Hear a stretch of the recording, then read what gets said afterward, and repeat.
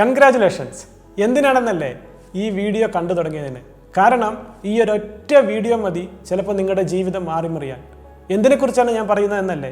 ഇപ്പോൾ നടക്കുന്ന financial വിപ്ലവമായ crypto ഇൻഡസ്ട്രിയെക്കുറിച്ചും അതിൻ്റെ ബാക്കിംഗ് ആയ ബ്ലോക്ക് ചെയിൻ ടെക്നോളജിയെക്കുറിച്ചും. ക്രിപ്റ്റോയെക്കുറിച്ച് നിങ്ങൾക്ക് എന്തറിയാമെന്ന് ചോദിച്ചാൽ പലരും പല അഭിപ്രായങ്ങളാണ് പറയുക. അതായത് അന്ധന്മാർ ആനയെ വിവരിക്കുന്ന പോലെ ക്രിപ്റ്റോ എന്ന് പറഞ്ഞാൽ മീംസാണ്, ക്രിപ്റ്റോ സ്കാമാണ്. എന്നാൽ അങ്ങനെയല്ല. ക്രിപ്റ്റോ എന്ന് പറയുന്നത് ഫിനാൻഷ്യൽ ഇൻഡസ്ട്രിയിൽ നടക്കുന്ന ഒരു റെവല്യൂഷനാണ്. അപ്പോൾ എങ്ങനെ നമുക്കതിൻ്റെ ഭാഗമാകാം? ഒരു അസറ്റ് ക്ലാസ് ഇൻവെസ്റ്റ് ചെയ്യാൻ പറ്റുന്നതാണോ അല്ലയോ എന്ന് നമ്മൾ മനസ്സിലാക്കണമെങ്കിൽ പ്രധാനമായും 5 കാര്യങ്ങൾ നമ്മൾ അറിഞ്ഞിരിക്കണം. 1, ആ ടെക്നോളജി തരുന്ന വാല്യൂ പ്രൊപ്പോസിഷൻ എന്താണ്, എന്തുകൊണ്ടാണ് ഇതൊരു റെവല്യൂഷൻ എന്ന് പറയുന്നത്. 2, ഇതിന് ലോങ് ടേമിൽ സാധ്യതയുണ്ടോ. 3, ഇതൊരു കറക്റ്റ് ടൈം ആണോ, അതായത് ഇതൊരു ബബിളിൻ്റെ പീക്കിലാണോ നമ്മൾ, അതോ റെവല്യൂഷൻ്റെ തുടക്കത്തിലാണോ എന്നറിയണം. 4, ഇതിൽ എനിക്ക് എങ്ങനെ ഇൻവെസ്റ്റ് ചെയ്യാം. 5, ഒരിക്കൽ ഇതിൻ്റെ ബേസിക്സ് മനസ്സിലാക്കി കഴിഞ്ഞാൽ ഇതിലെ നല്ല ഓപ്പർച്യൂണിറ്റികൾ കണ്ടുപിടിച്ച് എങ്ങനെ എനിക്ക് സ്കെയിൽ ചെയ്യാം. ഈ 5 കാര്യങ്ങൾ മനസ്സിലാക്കിയാൽ മാത്രമേ നമുക്ക് കോൺഫിഡൻ്റ് ആയിട്ട് ഒരു ഇൻഡസ്ട്രിയിൽ ഇറങ്ങാൻ പറ്റുള്ളൂ. ഈ 5 കാര്യങ്ങളും വളരെ ഫണ്ടമെൻ്റലി മനസ്സിലാക്കി ക്രിപ്റ്റോയെക്കുറിച്ചൊരു ബേസിക് ഐഡിയ ഉണ്ടാക്കാൻ ആഗ്രഹിക്കുന്ന വ്യക്തിയാണ് താങ്കളെങ്കിൽ let's dive into the video along with me ഫെബിനാൻ.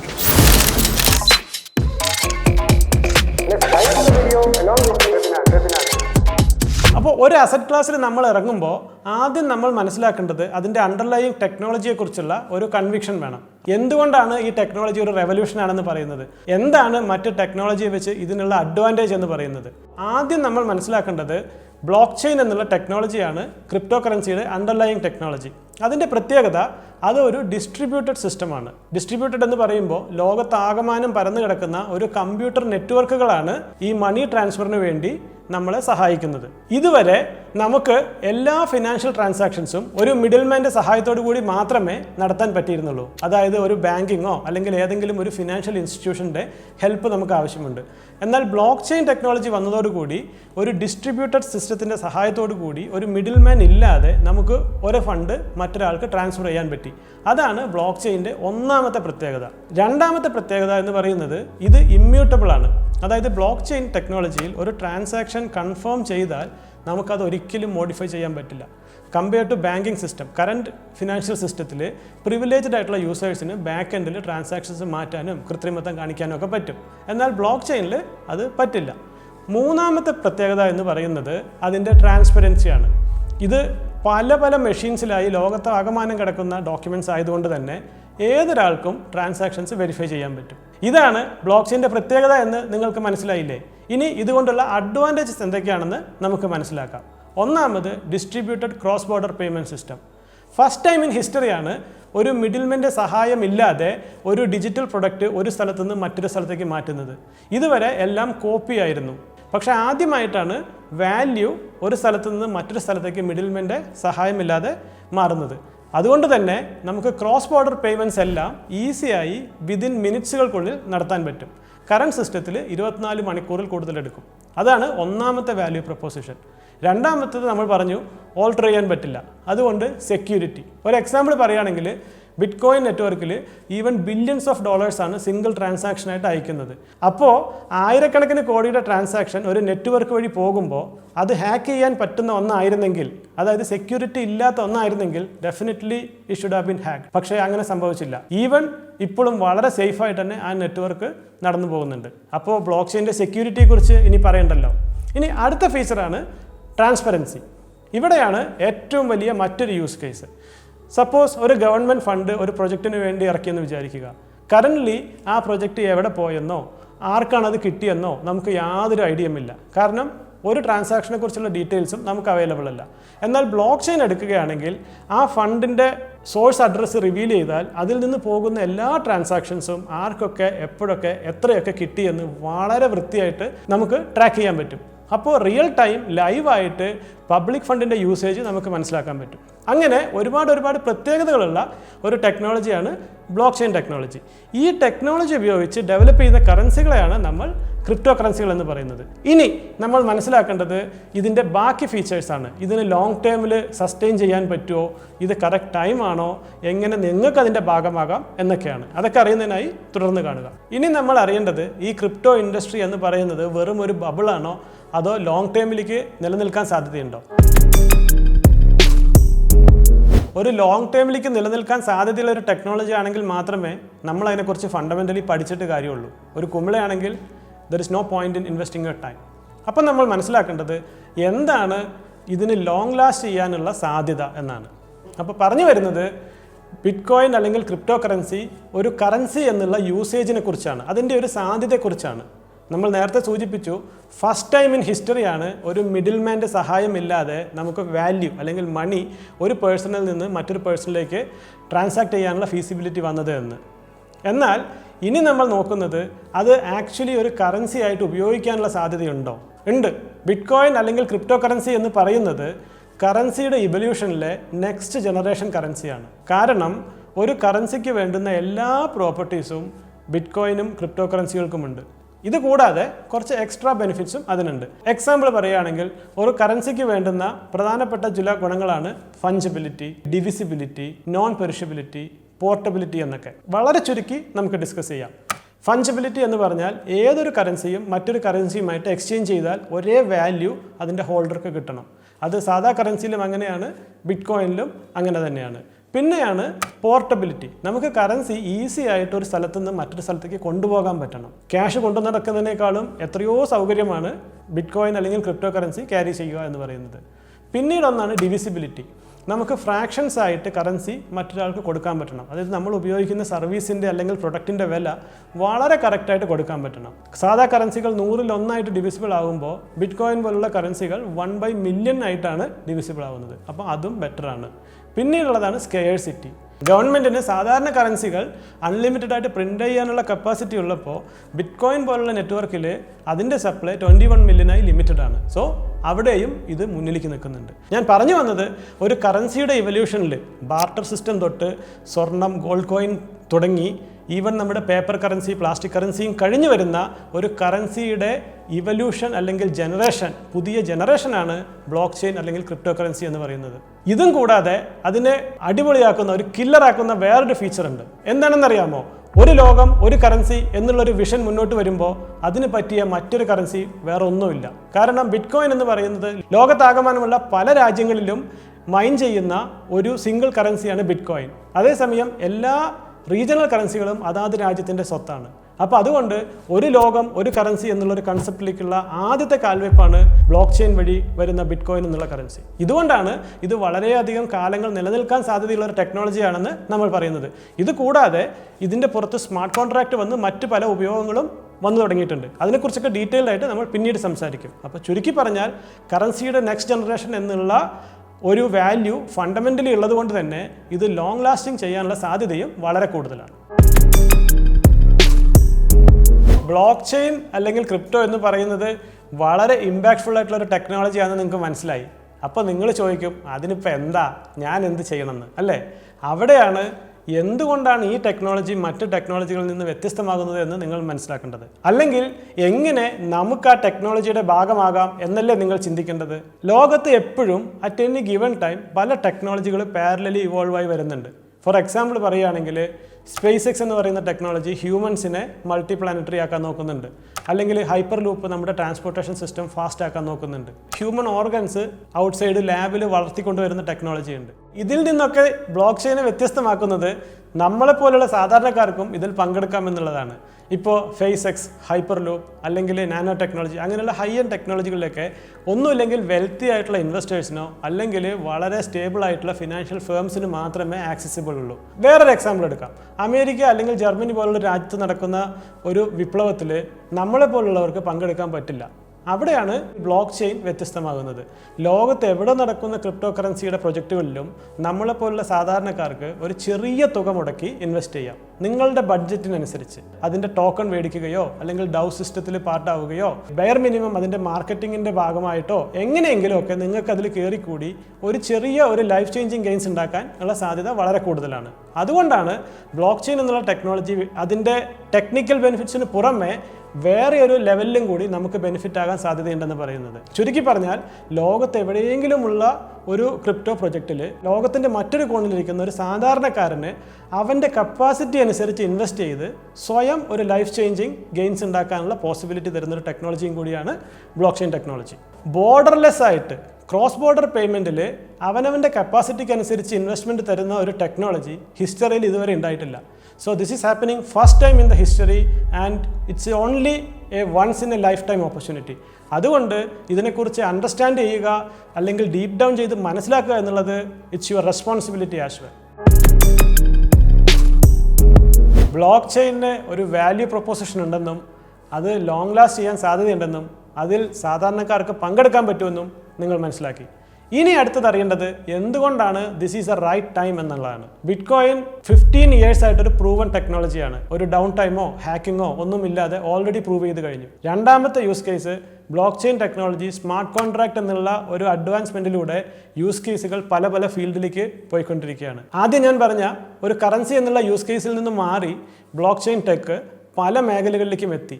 Health care, education, real estate അങ്ങനെ മറ്റ് പല മേഖലകളിലേക്കും ക്രിപ്റ്റോയുടെ ഉപയോഗം കൂടി വരുന്നുണ്ട്. ഇതിന് പുറമെ ബിറ്റ്കോയിന് തുടക്കകാലത്തുണ്ടായിരുന്ന നെഗറ്റീവ് ഇമേജ്, ഇതെല്ലാം സ്കാംസ് ആണ്, ഇത് ഉപയോഗിക്കുന്നത് ഡ്രഗ് ഡീലേഴ്സും ഹ്യൂമൻ ട്രാഫിക്കേഴ്സാണ്, അങ്ങനെയുള്ള നെഗറ്റീവ് സ്റ്റിഗ്മ മാറി ബിഗ് ഇൻവെസ്റ്റ്മെൻറ്റ് ഫേംസുകളായ ബ്ലാക്ക് റോക്ക്, ഫിഡിലിറ്റി ഇവരൊക്കെ ക്രിപ്റ്റോയിൽ അല്ലെങ്കിൽ ബിറ്റ്കോയിനിലേക്ക് ഇൻവെസ്റ്റ് ചെയ്യാൻ തുടങ്ങിയിട്ടുണ്ട്. ഇത് കൂടാതെ മറ്റ് പല രാജ്യങ്ങളും ക്രിപ്റ്റോ അഡാപ്റ്റ് ചെയ്യാൻ തുടങ്ങിയിട്ടുണ്ട്. എക്സാമ്പിളിന് എൽ സാൽവഡോർ എന്ന് പറയുന്ന രാജ്യം ബിറ്റ്കോയിൻ അവിടുത്തെ ഒരു ലീഗൽ ടെൻഡറായിട്ട് തന്നെ അംഗീകരിച്ചു.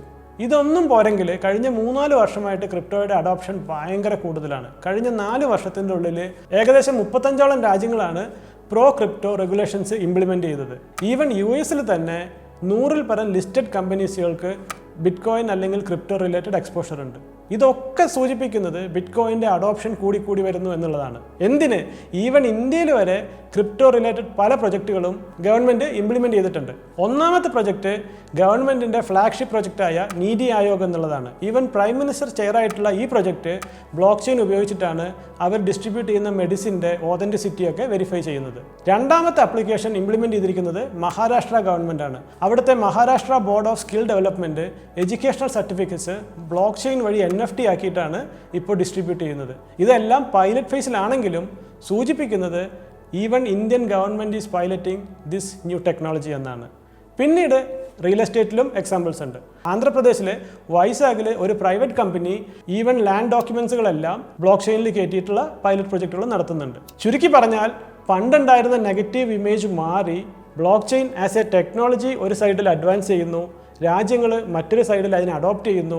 ഇത് കൂടാതെ ക്രിപ്റ്റോ ഫ്രണ്ട്ലി അല്ലാത്ത ഇന്ത്യ പോലുള്ള രാജ്യങ്ങൾ വരെ ഇതിൻ്റെ പൊട്ടൻഷ്യൽ മനസ്സിലാക്കി പൈലറ്റ് പ്രൊജക്റ്റുകൾ നടത്തുന്നു. ചുരുക്കി പറഞ്ഞാൽ this is the right time to enter.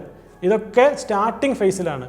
ഇപ്പം തന്നെ നമ്മൾ ഫണ്ടമെൻ്റലി മനസ്സിലാക്കി ഈ ഒരു ഏരിയയിൽ കയറിക്കൂടിയാൽ ഈ സെക്ടർ ബൂം ചെയ്യുന്നതിനനുസരിച്ച് നമുക്കും വളരാം. ഇപ്പോൾ നിങ്ങൾ എന്താ ചിന്തിക്കണേന്ന് ഞാൻ പറയട്ടെ. ഇതൊക്കെ കുറേ കേട്ടിട്ടുണ്ട്, ഇപ്പോഴും ഗവൺമെൻറ് നമുക്കെതിരാണല്ലോ എന്നല്ലേ. ഇനി നമ്മൾ മനസ്സിലാക്കേണ്ടത് എന്തുകൊണ്ടാണ് ഗവൺമെൻറ് ക്രിപ്റ്റോയ്ക്ക് എഗെയിൻസ്റ്റ് ആയിട്ട് നിൽക്കുന്നത് എന്നാണ്. അതിന് നമ്മൾ ചെയ്യേണ്ടത് കഴിഞ്ഞ ഇതുപോലത്തെ റെവല്യൂഷണറി ടെക്നോളജികളുടെ അഡാപ്ഷൻ എങ്ങനെയാണെന്ന് ഒരു കമ്പാരിസൺ വഴി മനസ്സിലാക്കേണ്ടതാണ്. നമുക്ക് ഇലക്ട്രിസിറ്റി എന്നുള്ള റെവല്യൂഷൻ എടുക്കാം. ഇലക്ട്രിസിറ്റി ഏറ്റവും ആദ്യം വന്നപ്പോൾ അത് പ്രോപ്പറായിട്ടുള്ള സെക്യൂരിറ്റി മെഷേഴ്സോ സേഫ്റ്റി ഇൻസ്ട്രുമെൻസോ ഒന്നും ഉണ്ടായിരുന്നില്ല. ലൈവ് വയറുകളായിരുന്നു, പ്രോപ്പർ ഇൻസുലേഷൻ അങ്ങനത്തെ സിസ്റ്റങ്ങളൊന്നും ഉണ്ടായിരുന്നില്ല. അപ്പോൾ വളരെ കുറച്ച് വീടുകളിൽ മാത്രമേ ഇലക്ട്രിസിറ്റി ഉണ്ടാക്കിയിരുന്നുള്ളൂ. ഒന്നാമത് അഫോർഡബിലിറ്റി. ഒരു മാസ് സ്കെയിൽ സിസ്റ്റം അല്ലെങ്കിൽ അത് എല്ലാവർക്കും അഫോർഡ് ചെയ്യാൻ പറ്റില്ല. അതും പ്രോപ്പർ സെക്യൂരിറ്റി മെഷേഴ്സ് ഇല്ലാതിരുന്നുകൊണ്ട് അവിടെ ഷോർട്ട് സർക്യൂട്ട് വരുന്നു, ഇലക്ട്രിക്യൂഷൻ വരുന്നു, വീട് കത്തിപ്പോകുന്നു, പലരും മരിക്കുന്നു. അങ്ങനെ ഒരുപാട് സിറ്റുവേഷനിൽ ആദ്യം ഉണ്ടായിരുന്നു. പക്ഷേ അതിൻ്റെ വാല്യൂ പ്രൊപ്പോസിഷൻ കാരണം വളർന്ന് ഇന്ന് കാണുന്ന സ്റ്റേജിലെത്തി. അതുപോലെ തന്നെയാണ് വെഹിക്കിൾസിൻ്റെ കണ്ടുപിടുത്തം. തുടക്കത്തിൽ വെഹിക്കിൾസ് ഉപയോഗിച്ചിട്ടുണ്ടായിരുന്നവർ റോഡിലൂടെ ഓടിക്കുമ്പോൾ മറ്റുള്ളവർ ഇടിക്കുക, ആക്സിഡന്റ് ഉണ്ടാകുക, അങ്ങനെ പല സ്റ്റേജിലൂടെയാണ് ഇത് കടന്നുപോയത്. അപ്പോഴും ഇതൊക്കെ ആദ്യം ഉപയോഗിച്ചിരുന്നത് തീവ്സ് ആയിരുന്നു. എന്തുകൊണ്ടാണ്?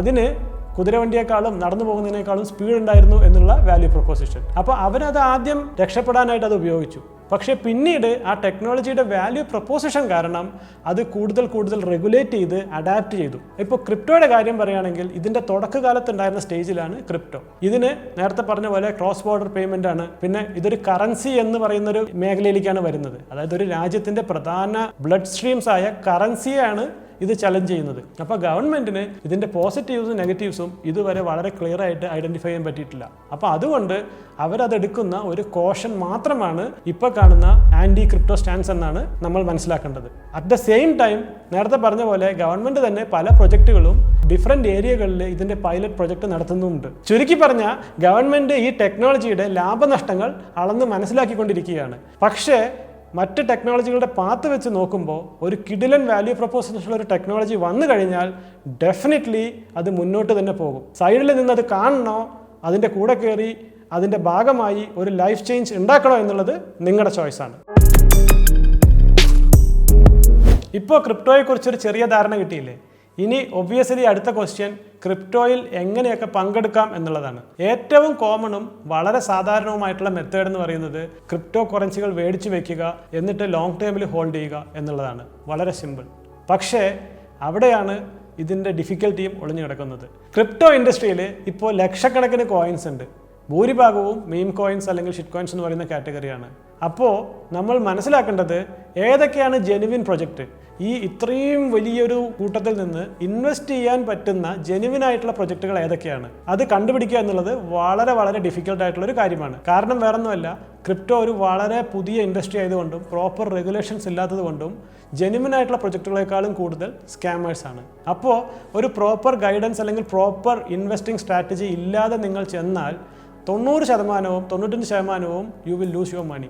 അപ്പോൾ അതുകൊണ്ട് ഫസ്റ്റ് നിങ്ങൾ ചെയ്യേണ്ട കാര്യം എങ്ങനെയൊക്കെ ഇതിൽ പങ്കെടുക്കാം, അല്ലെങ്കിൽ എന്തൊക്കെയാണ് അതിൻ്റെ basic rules, basic security measures എന്നൊക്കെ മനസ്സിലാക്കണം. കോയിൻ ഇൻവെസ്റ്റിംഗ് കൂടാതെ air drop hunting, farming, staking, അതല്ലെങ്കിൽ റെഫറൽസ്, അങ്ങനെ ഒരുപാട് പല വേറെ ഏരിയകൾ വഴിയും ക്രിപ്റ്റോയിൽ നിങ്ങൾക്ക് പങ്കെടുക്കാം. നമ്മൾ ഒരു ലോങ് ടേം ഇൻവെസ്റ്റ്മെൻറ്റ് സ്ട്രാറ്റജി ആയിട്ട് ഇറങ്ങുന്ന ഒരാളാണെങ്കിൽ പല ഇൻവെസ്റ്റ്മെൻറ്റ് സ്ട്രാറ്റജികളും ക്രിപ്റ്റോയിൽ വേണം. കാരണം ക്രിപ്റ്റോയിൽ ബുൾറൺ എന്ന് പറയുന്ന ഒരു പ്രത്യേക സൈക്കിളിൽ എല്ലാം ഭയങ്കരമായിട്ട് പമ്പ് ചെയ്യുകയും പിന്നീട് അങ്ങോട്ട് ബെയർ മാർക്കറ്റ് ആവുകയും ചെയ്യും. അപ്പോൾ ക്രിപ്റ്റോ സൈക്കിളുകളെ കുറിച്ച് മനസ്സിലാക്കണം.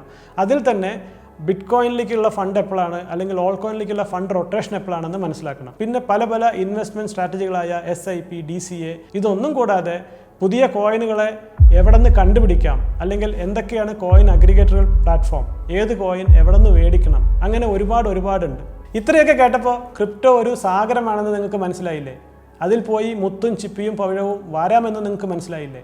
പക്ഷേ അതിൻ്റെ അറ്റത്ത് നിന്ന് അതിൻ്റെ വലിപ്പം കണ്ട് പകച്ചു നിൽക്കുന്ന ഒരു കുട്ടിയാണോ നിങ്ങൾ? പക്ഷേ നിങ്ങൾക്കും അത് പഠിച്ചെടുക്കാം. അതിന് ബേസിക്കലി നിങ്ങൾക്ക് 2 ഓപ്ഷൻ ഉണ്ട്. ഒന്ന്, ഉള്ള കാശ് വെച്ച് വലിയ അണ്ടർസ്റ്റാൻഡിങ് ഇല്ലാതെ ചാടുക, എന്നിട്ട് കണ്ണി കണ്ട കോയിൻസ് ഒക്കെ മേടിച്ച് കാശും സമയവും വേസ്റ്റ് ചെയ്യുക. അവിടെ വരുന്നത് you learn from your mistake. എല്ലാം നിങ്ങൾ സ്വയം പഠിച്ചെടുക്കും. ക്രിപ്റ്റോ ഒരു പുതിയ ടെക്നോളജി ആയതുകൊണ്ട് ചിലപ്പോൾ കുറച്ചധികം മിസ്റ്റേക്കുകൾ വരും, ചിലപ്പോൾ കുറച്ചധികം കാശ് പോകും, കുറേയധികം സമയവും പോകും. മേ ബി ഒരു ബുൾറൺ എന്നുള്ള ഒരു ഓപ്പർച്യൂണിറ്റിയും മിസ്സാകും. അവിടെയാണ് രണ്ടാമത്തെ ഓപ്ഷൻ വരുന്നത്. നിങ്ങൾക്ക് മുമ്പേ ഈ മേഖലയിൽ ഇറങ്ങി കാര്യങ്ങളെല്ലാം വൃത്തിയായിട്ട് പഠിച്ചിട്ടുള്ള ഒരാളുടെ എക്സ്പെർട്ടീസ് തേടുക. അവിടെ സംഭവിക്കുന്നത് പുള്ളിയുടെ മിസ്റ്റേക്കുകൾ പുള്ളി നോട്ട് ചെയ്ത് ഓവർകം ചെയ്ത മെത്തേഡ്സ് വളരെ കറക്റ്റായിട്ട് പറഞ്ഞു തരും. അപ്പോൾ നിങ്ങൾക്കൊരു ക്ലിയർ ഗൈഡൻസ് ഉണ്ട്. നിങ്ങളുടെ ഹാർഡ് ഏൺ മണി ലൂസ് ആവില്ല. You will not lose time. അത് മാത്രമല്ല ക്രിപ്റ്റോയിലെ ഓപ്പർച്യൂണിറ്റി ആയ ബുൾ റണ്ണും മിസ്സാവില്ല. അവിടെയാണ് അത് പ്രധാന ഒരു അഡ്വാൻറ്റേജ് ആയിട്ട് വരുന്നത്. ഇങ്ങനെ 2 മെത്തേഡ്സ് ഉണ്ട്. തുടക്കകാലത്ത് ഞാനും ആദ്യത്തെ കാറ്റഗറിയിൽപ്പെട്ട ഒരാളായിരുന്നു. ക്രിപ്റ്റോയെക്കുറിച്ച് കണ്ട് വലിയ അണ്ടർസ്റ്റാൻഡിംഗ് ഒന്നും ഇല്ലാതെ എടുത്തു ചാടി on ground trial and error വരുത്തി പഠിച്ചത്. ഒരുപാട് കാശവും നഷ്ടവും ഒക്കെ വരുത്തി. എനിക്കും ഇതിനെക്കുറിച്ച് വലിയ ഐഡിയകളൊന്നും ഉണ്ടായിരുന്നില്ല. എന്തൊക്കെയാണ് മൾട്ടിപ്പിൾ ബ്ലോക്ക് ചെയിൻസ്, എങ്ങനെയാണ് അത് വാലറ്റിലേക്ക് കണക്ട് ചെയ്യുന്നത്, ടോക്കൺസും കോയിനും തമ്മിലുള്ള ഡിഫറൻസ് എന്താണ്, ഇത് എങ്ങനെ സ്റ്റോർ ചെയ്യണം, ഹോട്ട് വാലറ്റ് എന്താണ്, ഹാർഡ് വാലറ്റ് എന്താണ്, എവിടെ നിന്ന് മേടിക്കണം, ഏത് എക്സ്ചേഞ്ചിൽ നിന്ന് മേടിക്കണം, എങ്ങനെ കറൻസി ക്രിപ്റ്റോ ആക്കി കൺവേർട്ട് ചെയ്യണം, ഒരു ഡയറക്ഷനുമില്ല. ഇത് പഠിക്കുന്നതിൻ്റെ ഇടയ്ക്ക് ഒരുപാട് സമയവും കാശും നഷ്ടമായി. തുടക്കത്തിൽ ഇത്തരത്തിലുള്ള ഒരുപാട് ബുദ്ധിമുട്ടുകൾ ഞാൻ അനുഭവിച്ചിട്ടുണ്ട്.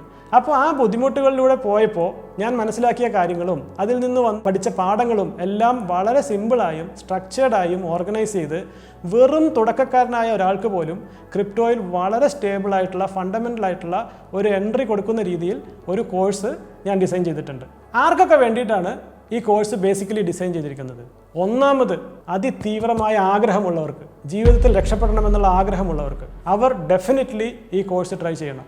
രണ്ടാമത്, ക്രിപ്റ്റോ ഒരു ഓപ്പർച്യൂണിറ്റിയാണ്, പക്ഷേ നെറ്റിലൊക്കെ കുറച്ച് വായിച്ച് എവിടെ നിന്ന് തുടങ്ങണം, എങ്ങനെ തുടങ്ങണം എന്നറിയാതെ ഒരു ഡയറക്ഷൻ ഇല്ലാത്ത വ്യക്തികളാണെങ്കിൽ definitely you should try this course. കാരണം വളരെ ഫണ്ടമെൻ്റൽ തൊട്ട് വളരെ സ്റ്റേബിളായി സ്റ്റെപ്പ് ബൈ സ്റ്റെപ്പായി ക്രിപ്റ്റോ എന്താണ്, ബ്ലോക്ക് ചെയിൻ എന്താണ്, എവല്യൂഷൻ ഓഫ് മണി എന്താണ്, എങ്ങനെ വാലറ്റുകൾ നമ്മൾ മാനേജ് ചെയ്യണം, വാലറ്റ് എന്താണ് സെൻട്രലൈസ്ഡ് എക്സ്ചേഞ്ച്, എന്താണ് ഡീസെൻട്രലൈസ്ഡ് എക്സ്ചേഞ്ച്, അതല്ലെങ്കിൽ ഒരു നല്ല കോയിൻ ഒരു പ്ലാറ്റ്ഫോമിൽ പോയി നോക്കി എങ്ങനെ കണ്ടുപിടിക്കണം, ഇതെല്ലാം നമ്മൾ ഈ കോഴ്സിൽ വളരെ വൃത്തിയായിട്ട് ഡിസ്കസ് ചെയ്യുന്നുണ്ട്. ഇതൊന്നും കൂടാതെ കോഴ്സിൻ്റെ ഏറ്റവും അവസാനം നമ്മുടെ INR കൺവേർട്ട് ചെയ്ത് ഒരു പർട്ടിക്കുലർ ക്രിപ്റ്റോ ആക്കി സ്വാപ്പ് ചെയ്ത് വേറൊരു ക്രിപ്റ്റോ ആക്കി വാലറ്റ് സൂക്ഷിക്കുന്നതും വളരെ വൃത്തിയായിട്ട് ഈ ഡെമോയിൽ കാണിക്കുന്നുണ്ട്. അടുത്ത കൂട്ടർ സ്റ്റോക്ക് മാർക്കറ്റിൽ ഓൾറെഡി ഉള്ളവരാണ്. കാരണം അവർക്ക് ഇൻവെസ്റ്റ്മെൻറ്റിൻ്റെ ഫണ്ടമെൻ്റൽസ് ഓൾറെഡി അറിയാം. അതായത് ഒരു portfolio management, risk asset, risk കുറഞ്ഞ അസെറ്റ്, ഹോൾഡിംഗ് പീരീഡ്, അതായത് ലോങ് ട്രേഡ് വേണോ സ്വിംഗ് ട്രേഡ് വേണോ, ആ വക കൺസെപ്റ്റ് ഒക്കെ അവർക്ക് ഓൾറെഡി അറിയാം. പക്ഷേ ക്രിപ്റ്റോയിൽ എങ്ങനെ നല്ല കോയിൻസ് കണ്ടുപിടിക്കണം, അല്ലെങ്കിൽ വാലറ്റിൽ എങ്ങനെ അത് വൃത്തിയായിട്ട് സൂക്ഷിക്കണം, ആ കൺസെപ്റ്റിനെ കുറിച്ച് അവർക്കറിയില്ല. സ്റ്റോക്ക് മാർക്കറ്റിൽ ഇൻവെസ്റ്റ് ചെയ്യുന്നവർ ഓൾറെഡി ഇൻവെസ്റ്റ്മെൻറ്റിനോടൊരു താല്പര്യമുള്ളവരാണ്. അവരവരുടെ പോർട്ട്ഫോളിയോ ഡൈവേഴ്സിഫിക്കേഷൻ്റെ ഭാഗമായി ഡെഫിനറ്റ്ലി ക്രിപ്റ്റോ എന്നുള്ള മേഖല എക്സ്പ്ലോർ ചെയ്തിരിക്കണം. അതിനുള്ള ആദ്യത്തെ കാൽവെപ്പാണ് ഈ കോഴ്സ്. അടുത്ത കൂട്ടരാണ് ഏറ്റവും ഇമ്പോർട്ടൻ്റ് ആയിട്ടുള്ള കാറ്റഗറി.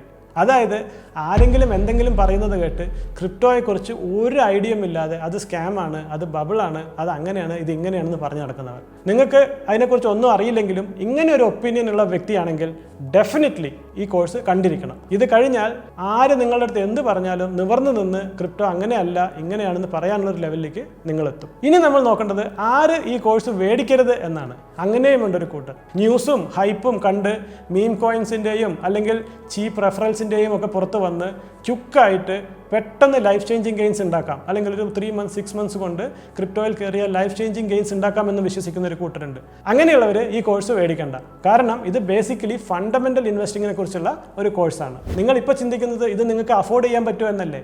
എങ്കിൽ ഒരു സന്തോഷ വാർത്ത കൂടിയുണ്ട്. ഇത് പ്രീ ലോഞ്ചിൻ്റെ ഓഫറായി വി ആർ ഗിവിംഗ് 50% ഡിസ്കൗണ്ട്. ക്രിപ്റ്റോയെക്കുറിച്ച് അറിയാനുള്ള ഒരു ആഗ്രഹം നിങ്ങൾക്ക് വന്നില്ലേ?